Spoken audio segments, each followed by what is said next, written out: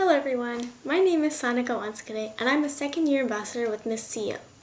In today's mini lecture series, we're going to be talking about impromptu communication. First, we'll be talking about presentation. That means how you present your ideas. The way you present yourself and your ideas is just as important as the ideas you share. In other words, your appearance matters. You want to present yourself in the way that you want to be perceived. You can do this through your body language. For example, making sure that you're not tired, you appear engaged, you're enthusiastic about your topic, you're confident, even if you may feel that you're not, and having an overall calm and collected poise. Additionally, you can remember this through these 6 words: feet, hands, mouth, eyes, ears, and posture. Feet is a reminder to face towards the audience to appear more confident as opposed to the screen or your notes or anywhere else. And if possible, walk around the room when switching topics to keep the audience's attention throughout. For your hands, you can utilize your hands to convey your message through hand motions. It can also help the audience remember your points sometimes. Mouth is to speak clearly and loudly so that everyone in the room can hear you. Eyes means to make eye contact as much as possible.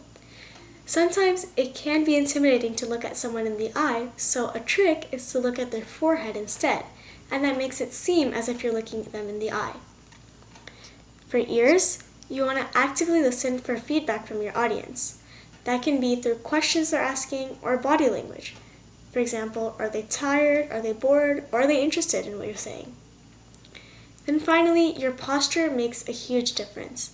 If possible, it's best to stand, but if not, then sitting upright makes you appear more confident in what you're saying. Now, communicating with confidence. Here are some tips that can be helpful. The first thing is to think before you speak. Oftentimes, we feel that when someone asks us a question, we must answer immediately. For example, when an interviewer asks you a question. But it's important to remember that it's okay to take a pause before speaking to gather your thoughts. Mindfulness is so important. If you are calm, then the right thoughts will come to your mind easier.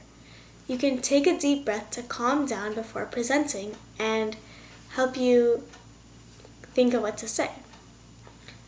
Finally, avoiding filler words is also necessary. These are words like like, so, you know, etc. Because filler words dilute your message. These words distract from the important points and make the audience focus on the wrong things. Speaking succinct will make you sound more prepared.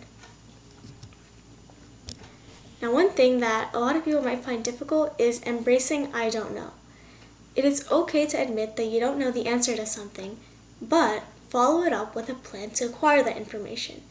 For example, if you're asked a question that you don't know the answer to, you could respond with, I don't know, but I'll dig in and follow up via email. Or, that's a great question. Do you want to help me figure it out? Or you can even say, I'm not sure at this moment. I would look forward to learning more. Expressing sincere interest in learning about something you don't know shows open-mindedness and is a very good trait of a good leader and effective communicator. Now, what about the content? If you're giving a quick report on something to your group, this format can be especially useful. First, introduce yourself to the audience if needed, and present yourself in the ways described earlier. For example, through your body language and your composure. Then, provide some context about the topic, for example, background info, or recap any past info that was shared in a previous meeting. Your main point will then be your data that you're sharing. If possible, quantify your information to make it easier to understand. And finally, wrap up with a call to action by telling the audience what exactly they need to do. Preparation may seem like an odd word to describe impromptu communication, but in fact, there are some things you can do to prepare. First thing is to know your audience. Ask yourself, what do they care about? What do they already know? What do they not know? And consider this when choosing what to say or what not to say. Also, before you present, create an outline in your mind about your main point, your reasoning, an example, and how you're going to restate that main point. This way, You know what you're going to say before you say it, and you're not jumping all over the place. So that's all for today's mini lecture. Hopefully you learned something about how to effectively present impromptu. By using these skills, you can now become the Miss CEO of your own life. If you found this mini lecture useful, then please check out our socials and follow us at Miss CEO Inc. Thank you.